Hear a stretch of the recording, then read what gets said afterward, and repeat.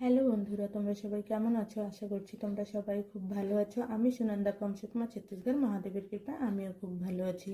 এসে গেলাম তোমাদের সামনে আবার একটা নতুন রেসিপি ভিডিও নিয়ে। আশা করছি তোমাদের ভিডিওটা খুব ভালো লাগবে, তো লাস্ট অবধি দেখবে। তো কাঁঠালের সবজি তো সবাই রান্না করে, কিন্তু আজকে আমি আমার মতো করে রান্না করে দেখাবো। একটা পাত্রে গরম জল বসিয়ে দিলাম, একটু হলুদ লবণ দিয়ে। জলটা যখন ফুটে উঠবে তখন কাঁঠালটা দিয়ে আধা আধি সিদ্ধ করে নেব। কাঁঠালটা যখন আধা আধি সিদ্ধ হয়ে যাবে ওটার জল ঝরিয়ে নেব। এদিকে একটা কড়াইতে আমি তেল দিয়ে কিছু বাদাম লাল লাল করে ভেজে নেব। যখন হালকা লাল লাল হয়ে আসবে বাদামটা, তখন কাজু অ্যাড করে দেব। কাজু আর বাদাম দুইটাকে ভেজে নেব, ওটার একটা পেস্ট বানিয়ে নেব।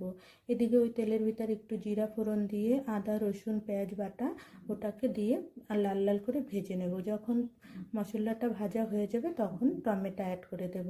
টমেটো যখন একটু ভাজা হয়ে যাবে তখন বেসিক মশলা যেটা হয় হলুদ লবণ ধনে গুঁড়ো জিরে গুঁড়ো লঙ্কা গুঁড়ো সব অ্যাড করে ভালো করে মশলাটাকে কষিয়ে নেব।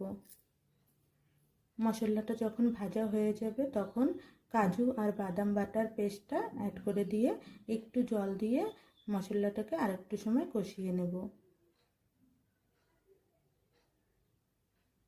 মশলাটা কষানো হয়ে গেল, এখন সিদ্ধ করা কাঁঠালটা অ্যাড করে দেব।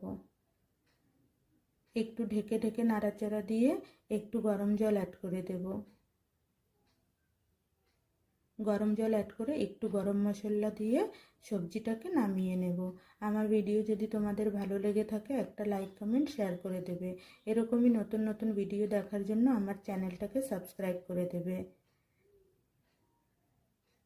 তোমরা কিভাবে কাঁঠালের সবজি রান্না করো নিশ্চয়ই জানাবে, আর আমার ভিডিওটা কেমন লাগলো রেসিপিটা সেটাও নিশ্চয়ই কমেন্ট করে জানাবে। গরম মশলাটা অ্যাড করে দিয়ে কাঁঠালের সবজিটা রেডি হয়ে গেল। ভালো থাকবে, সুস্থ থাকবে। আমার ভিডিওটা লাস্ট অবধি দেখার জন্য আপনাদেরকে অনেক অনেক ধন্যবাদ। একটু লাস্টে চিনি অ্যাড করে দেব।